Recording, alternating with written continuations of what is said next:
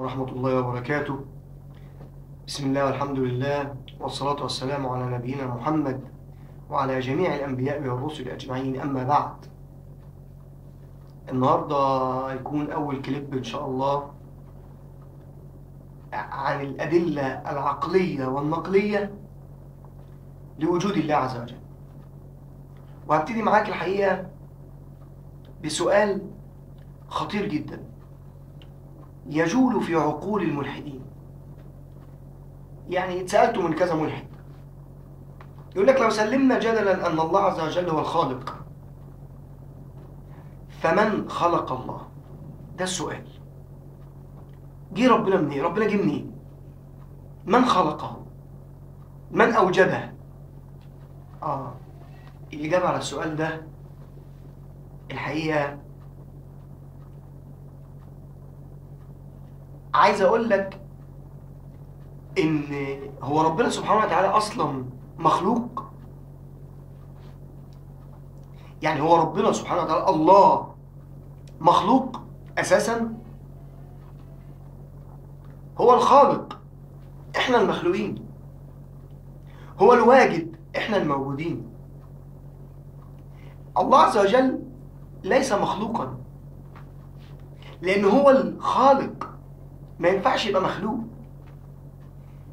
تعال اضرب لك مثال عملي كده منطقي. الساعة اللي أنا لابسها في إيدي دي، مين اخترعها؟ مين صنعها؟ مين أبدعها؟ أوجدها من العدم؟ ما كانتش موجودة قبل كده، صح؟ بني آدم اخترع الساعة دي، شخص ما اخترع الساعة دي لهدف معين، صح؟ طب الشخص اللي اخترع الساعة دي أو أوجدها من العدم، خلقها يعني، تكوينه إيه؟ تكوينه إيه؟ من لحم ودم وعظام، صح؟ طب هي بقى تكوينها من إيه؟ من جلد وبلاتينيوم وإزاز وعقارب، صح؟ تكوينها غير تكوين الصانع بتاعها. تكوينها وخلقتها غير خلقة الصانع أو الخالق ليها أو الواجد ليها. تماما، تختلف تماما، لأنه هو الصانع وهي المصنوع. جميل؟ طيب الساعة دي لما تعطل أو تبوظ، الصانع يصلحها إزاي؟ إزاي يصلحها؟ هل هي تنطق وتقول له على طول والله أنا تعبانة ووقفت وعطلت وبأخر أو بقدم فأنت صلحني؟ أو هو مثلا يقول لها أنت مالك، تقول له فيا كذا؟ ينفع؟ لا. إنما لازم يخاطبها، يراسلها عشان يصلحها. يخاطبها بإيه؟ بمفكات ومسامير يفكها ويشوف العطل فين ويصلحها ويركبها. يخاطبها بإيه بقى؟ بمفكات ومسامير. رسل من جنس نوعها. المفكات والمسامير دول رسل من الصانع إلى المصنوع من جنس نوعها، من جنس ماتيريالز زيها، لأن هي مخلوقة من مواد ماتيريالز. والمفكات والمسامير برضو جماد، مواد ماتيريالز. يبقى إيه؟ يخاطبها ويراسلها برسل من جنس نوعها عشان يصلحها، عشان يهديها إلى الطريق الذي أوجدها من أجله. ولله المثل الأعلى في السماوات والأرض. الخالق تكوينه غير المخلوق، غير نحن خالص. احنا مخلوقين، هو مش مخلوق. احنا موجودين، هو الواجد. فاهمني؟ لما ننحرف عن الطريق السليم اللي هو خلقنا من أجله، يبعت لنا إيه؟ رسل، بشر من جنس نوعنا، يهدونا إليه ويعرفونا بيه ويقولوا لنا إن هو اللي خلقنا وهو اللي أوجدنا وهو اللي أبدعنا وطريقه أهو وسكته أهي. وإحنا بقى يا نآمن، كفل لنا هذه الحرية، ربنا سبحانه وتعالى كفل لنا هذه الحرية، إن إحنا من حقنا إن إحنا يا نقبل الكلام ده يا ما نقبلش الكلام ده، يا نصدق الرسل يا نكذب الرسل، يا نآمن يا نكفر. من شاء فليؤمن ومن شاء فليكفر.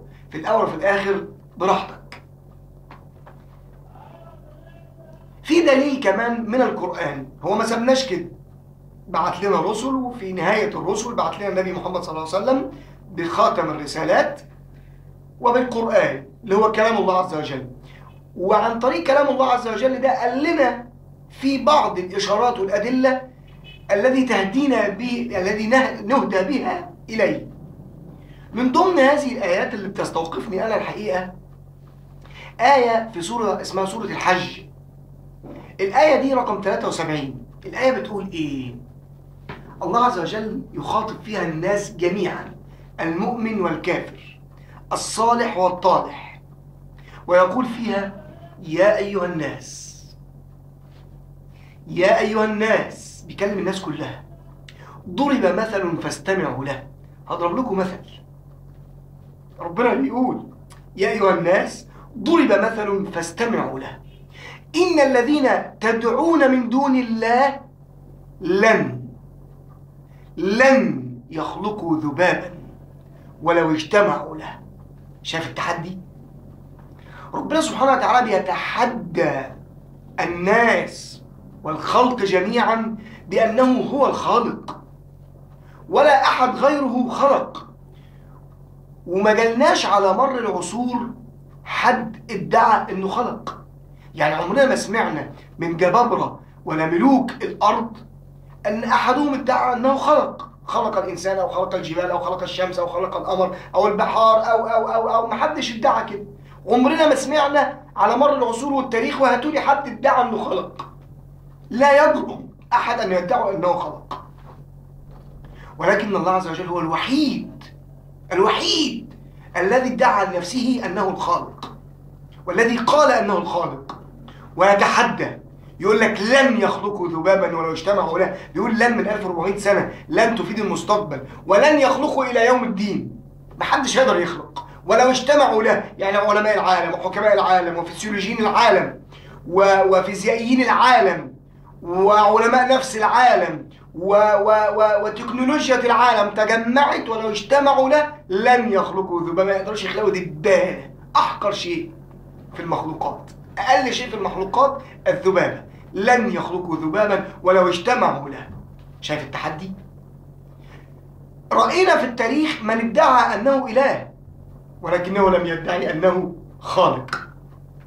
يعني رأينا في التاريخ من قال أنا ربكم الأعلى، ومن قال أنا أحيي وأميت، النمرود وخلافه وغيره. ملوك كتير من ملوك الأرض ادعوا أن هم الآلهة، وقالوا احنا الفراعنة كلهم كانوا بيقولوا احنا آلهة أو أنصاف آلهة. إنما لم يأتي أحد على مر التاريخ ويدعي نفسه أنه خلق إلا الله عز وجل. هو الوحيد الذي ادعى نفسه أنه خلق، وتحدى بأن أحد يخلق مثل ما خلق. تحدى، هاتولي حد يقدر يخلق. يا أيها الناس ضرب مثل فاستمعوا له، إن الذين تدعون من دون الله لن يخلقوا ذبابا ولو اجتمعوا له. شوف التحدي الأعظم اللي جاي ده بقى. وإن يسلبهم الذباب شيئا لا يستنقذوه منه. وإن يسلبهم الذباب شيئا، يعني لو الدبانة جت وقفت على أكلك كلت منه حاجة ما تقدرش تنقذ أكلك منه. لو جت وقفت على إيدك لزعتك لدعة أو قرصتك أو ما تقدرش تنقذ نفسك منه. ما تقدرش تنقذ نفسك ما تقدرش تنقذ أكلك اللي هي نقصته ده، ما تقدرش تنقذه منه. وإن يسلبهم الذباب شيئا لا يستنقذوه منه، ضعف الطالب والمطلوب. الطالب والمطلوب ضعفاء، ولكن الله عز وجل هو القوي وهو الخالق وهو الواجد وهو بديع السماوات والأرض. أقول قولي هذا وأستغفر الله لي ولكم، والسلام عليكم ورحمة الله وبركاته.